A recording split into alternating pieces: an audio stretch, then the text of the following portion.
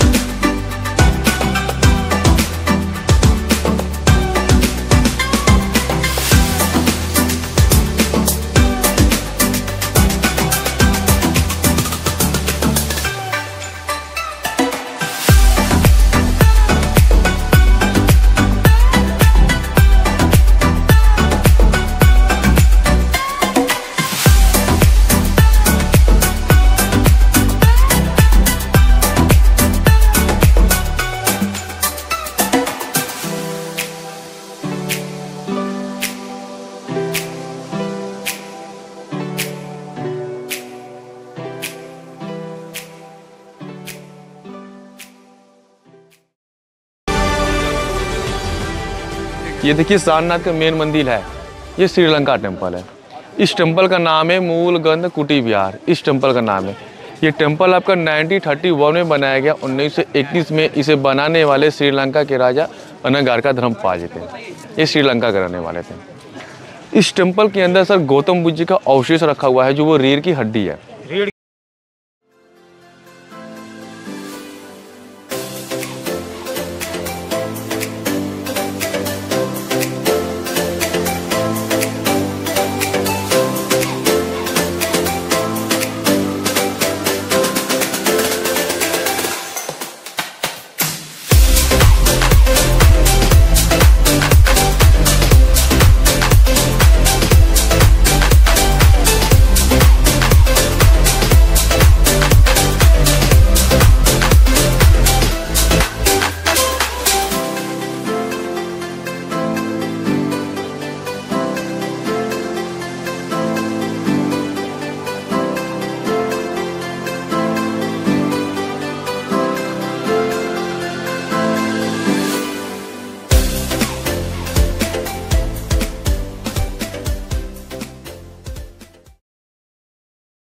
जो अंदर की मूर्ति देखेंगे गौतम बुद्ध जी का है।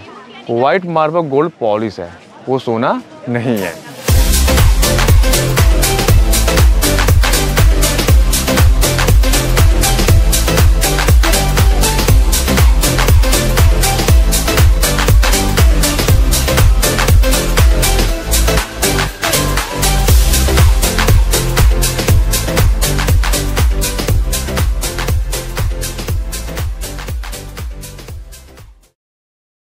बोधि ट्री है, ये ट्री ओरिजिनल गया में है। जहाँ उनको ज्ञान मिला था बोध गया बिहार में पड़ता है ना, उस जगह से थर्ड ब्रांच यहाँ लाकर लगाया गया है।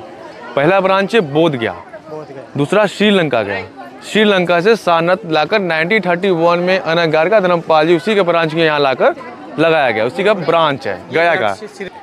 जिस तरीके से गौतम बुद्ध जी ने फर्स्ट पिचिंग सारनाथ में दिए थे सारनाथ में, वो एकदम सेम कॉपी देखिए बरवाले मॉडल बनाया। ये 5 चीज़ों का मॉडल। इनके नाम है अश्वजीत, महानामा, कुंडली, बप्पा, आनंद। इनके 5 शिष्यों के नाम आएगा। और गौतम जी सामने देखिए बैठे हुए हैं। ये धर्मचक्र प्रवर्तन है। इसे को घुमाते समय क्या बोलना है सर? बुद्धम शरणम गच्छामि, धम्मम शरणम गच्छामि, संघम शरणम गच्छामि। मन को शांति मिला। ये बौद्ध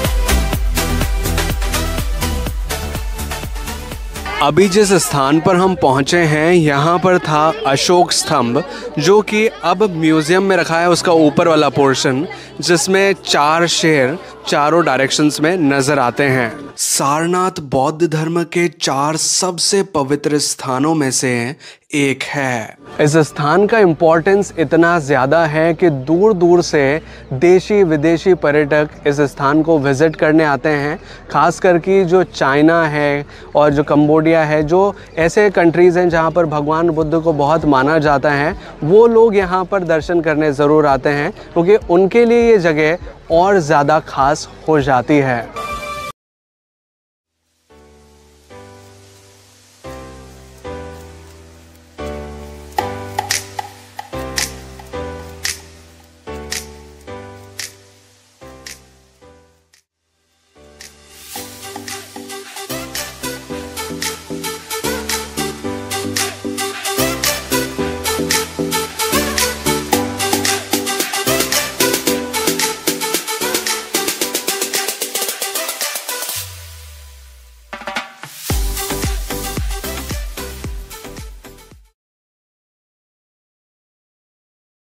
ये पहले कभी किसी समय में, आज के कई 100 साल पहले, ये पहले बिल्डिंग थी।